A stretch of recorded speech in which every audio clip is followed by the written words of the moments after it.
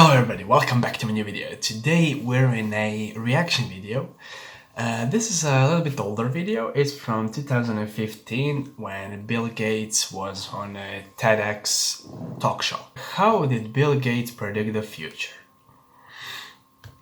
First of all, he's reading a lot of books. Like, he's reading insane amount of books, which are, some of them are historical.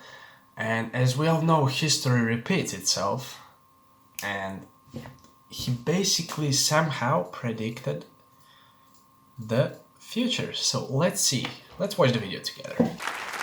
Okay, there's my man. When I was a kid, the disaster we worried about most was a nuclear war. That's why we had a barrel like this down in our basement, filled with cans of food and water. When the nuclear attack came, we were supposed to go downstairs, hunker down, and eat out of that barrel. Today, the greatest risk of global catastrophe doesn't look like this. Instead, it looks like this. Good point. Very good point. It doesn't look like explosion. Look like this. It just looks like a small, tiny thing which can kill us all. This. Instead, it looks like this. Yep. If anything kills over 10 million people in the next few decades, it's most likely to be a highly infectious virus.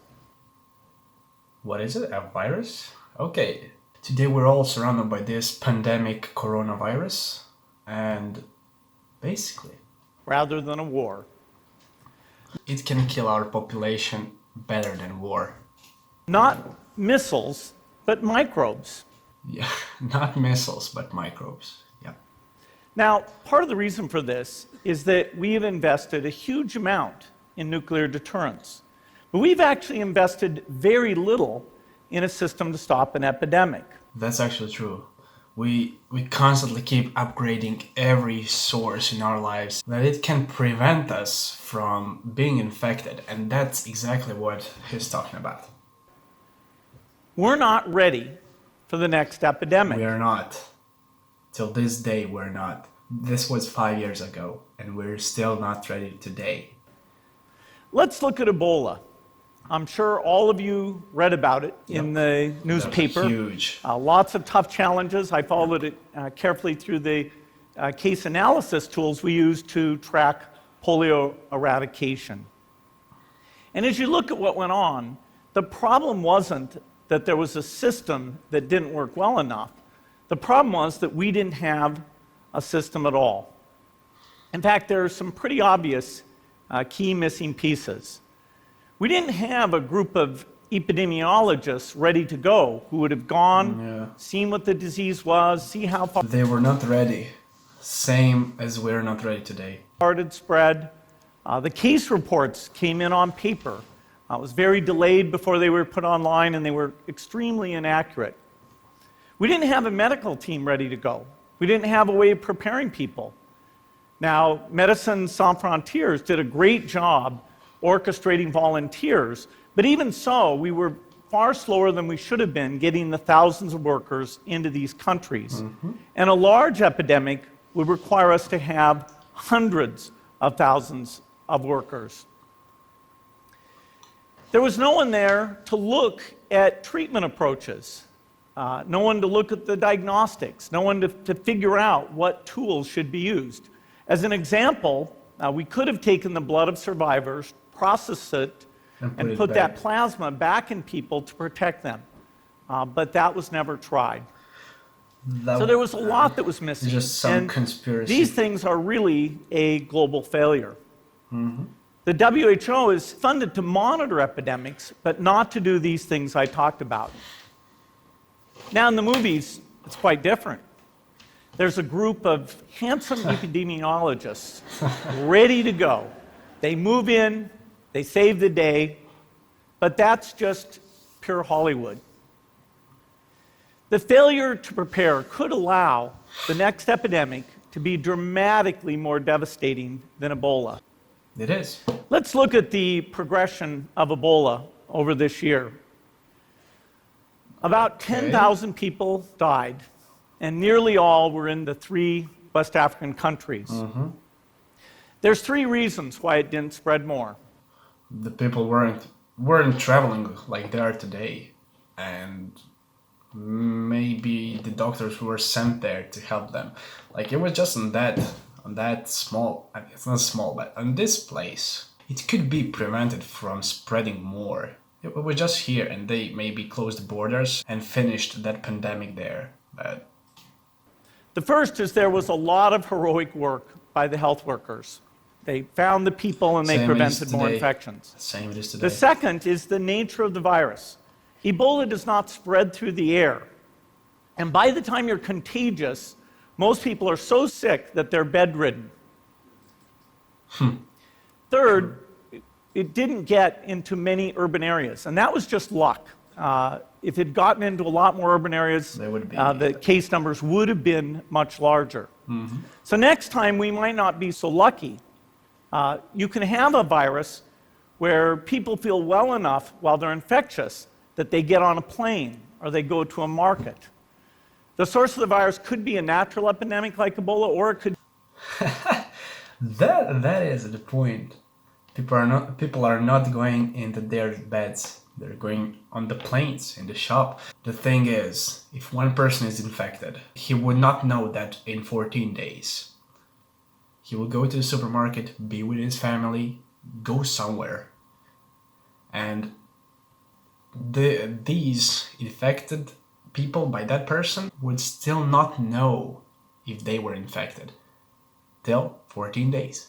And now they go to the supermarket, on the plane, and other country, and it spreads through all the world. And that's basically how Corona spread. It could be bioterrorism.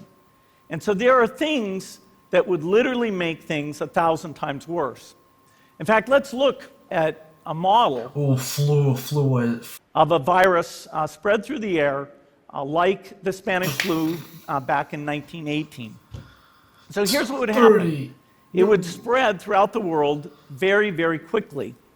And you can see there's over 30 million people die from that epidemic. So this is a serious problem. We should be concerned.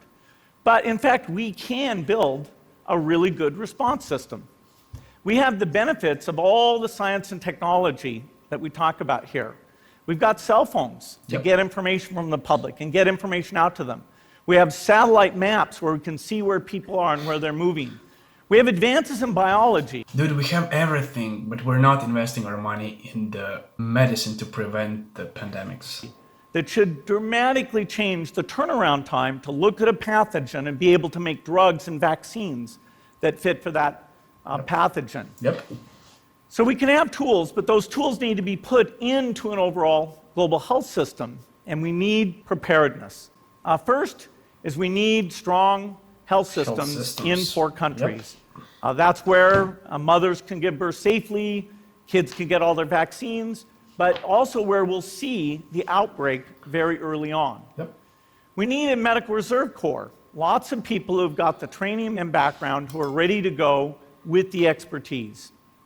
And then we need to pair those medical people with the military, taking advantage of the military's ability to move fast, do logistics, and secure areas. We need to do simulations, germ games, not war games, so that we see where the holes are.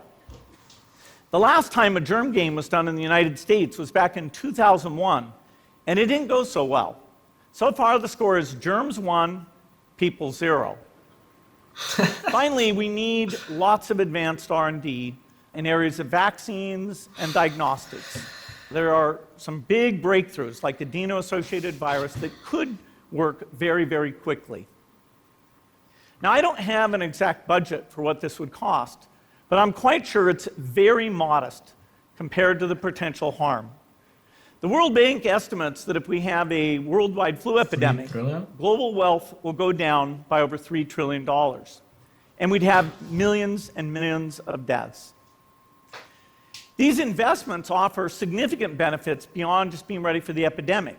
The primary health care, the R&D, those things would reduce global health equity and make the world more just as well as more safe. So I think this should absolutely be a priority.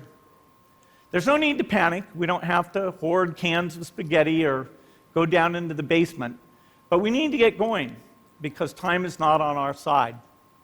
In fact, if there's one positive thing that can come out of the Ebola epidemic, it's that it can serve as an early warning, a wake-up call to get ready. If we start now, we can be ready for the next epidemic. Thank you. Yep. Great talk. Did you hear what he said at the end? If we start now, we can be ready. We didn't. Yeah, but the thing is, we didn't.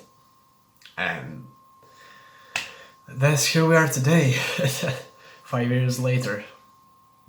And we're surrounded by infected people. We can't even go out. We can't even do shit here. That's how he predicted the future. I mean, that's the brain. That's the brain of the world. So, I mean, if only people watched this video back then, not now, this would be prevented. But like this, I don't know, dude. I'm just hoping that this will not last long. Anyways, that was the video on how Bill Gates predicted the future. Thank you so much for watching and see you in the next video. Bye.